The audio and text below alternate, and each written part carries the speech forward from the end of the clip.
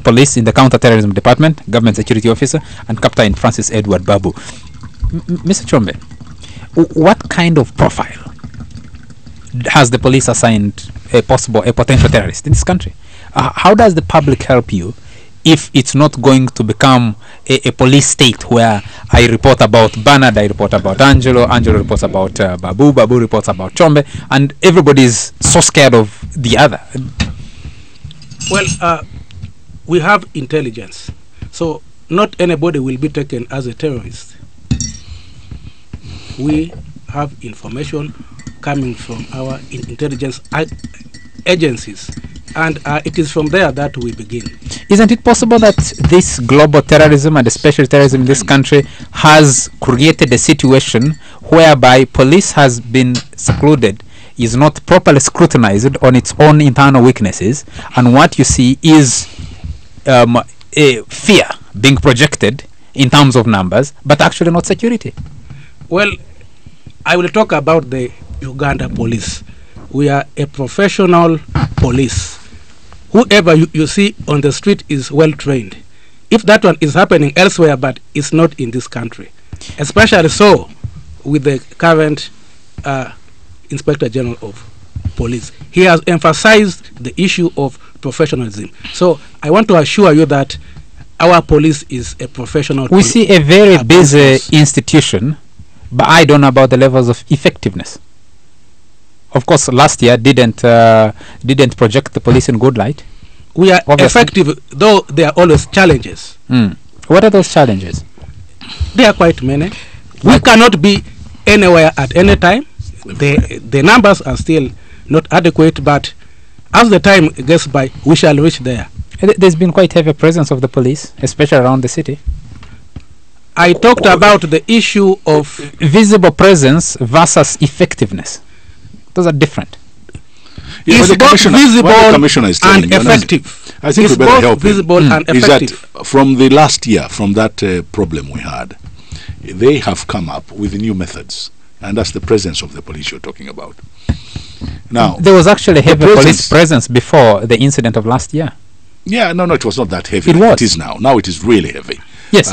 If you look at it, we can even differentiate. I even wouldn't say that it's really heavy when you take into account the population of the city. So the current number is still not even very heavy, given the entire number in the city. Bernard, effectiveness. Have we been distracted from discussing the weaknesses of the police by the fear of terrorism and the way it has been projected and the reaction? Of discussing the weaknesses of the police, I mean, we just said earlier, the police will always stop opposition politicians from gathering and protesting. I don't think I don't think. And the police are the first to acknowledge their weaknesses within. So I think those are pretty much known. And I don't think they're weakness. Okay, there are challenges. Yeah, there are challenges. If that's politically correct words to use. We can't be anywhere at every time. I just wanted to remind ourselves that before July 11th last year, that General Tinyafuza had spoken about these potential for attacks in pretty specific terms. The Al-Shabaab had gone on the record, and there was a point when he said there were 6 people who came in, and 2 went from Kenya, 2 went back, and 4 disappeared somehow internally. So they were almost something concrete. He wrote about this in the paper, some of those aspects, and so it was pretty much known. And who messed up the intelligence is something that Ugandans have never been told, and possibly will never know, whether it was ISO, whether it was military intelligence, whether it's the police, and how does this work, and what actual changes have taken place since then in terms of the various security services coordinating when they get the intelligence.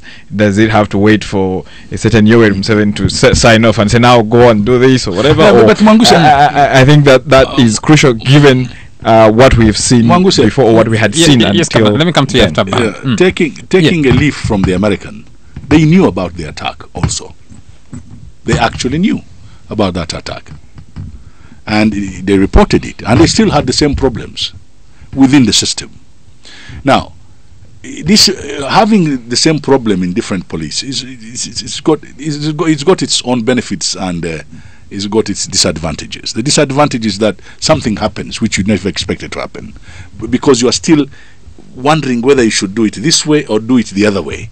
And I think one has to be very careful. This police, the Uganda police now, has got an internal affair group that actually looks after the whole police.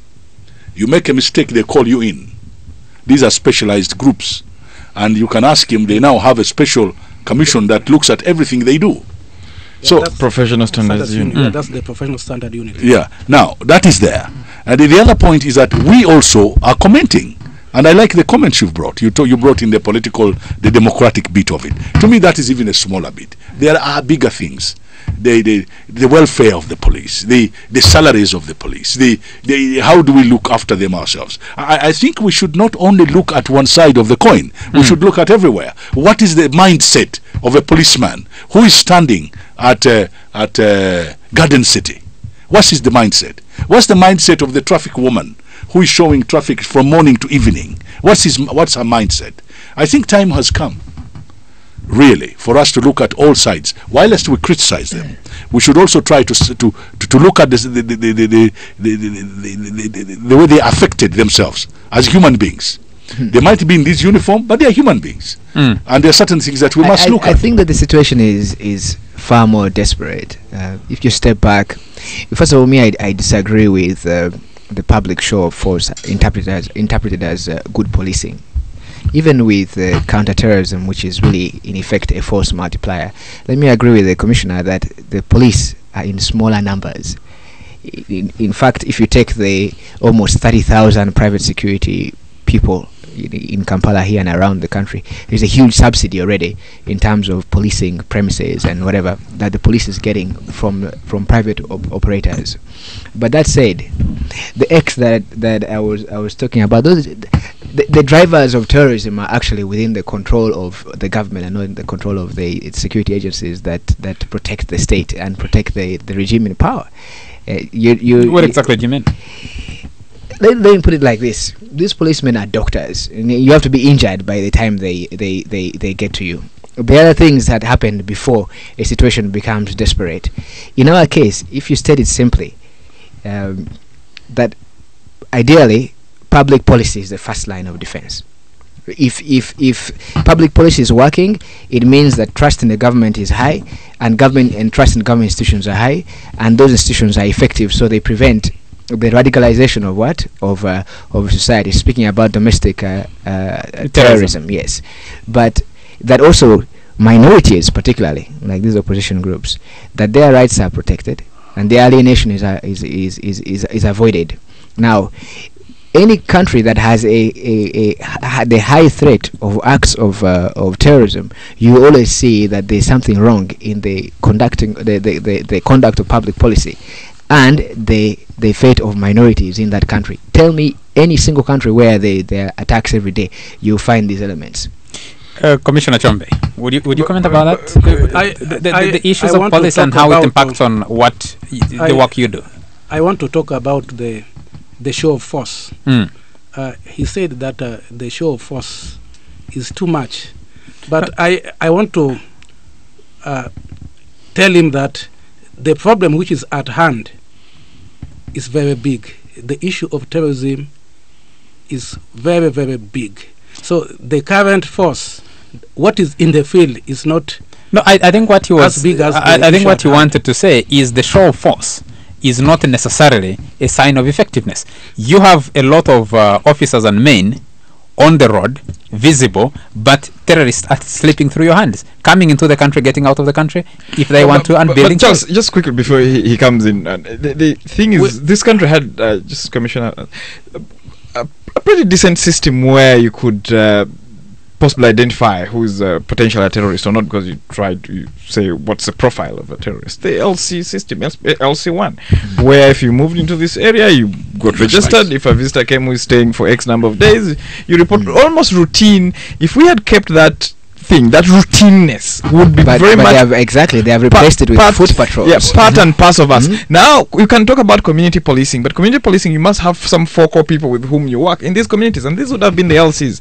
We are told the stories we've read. One of the guys who participated in the bombing went and they bought this house and stayed in there for months and thing. But the whole thing is rolled up, and you can't quite get in there. You don't know who is there. And so there are things that we had done in this country that could be serving us well, but because of the back and forth, the too much politics, you make mistakes that alienate people from the government, and so the police we have come dysfunction of the country doesn't help. We have the policy police of community policing.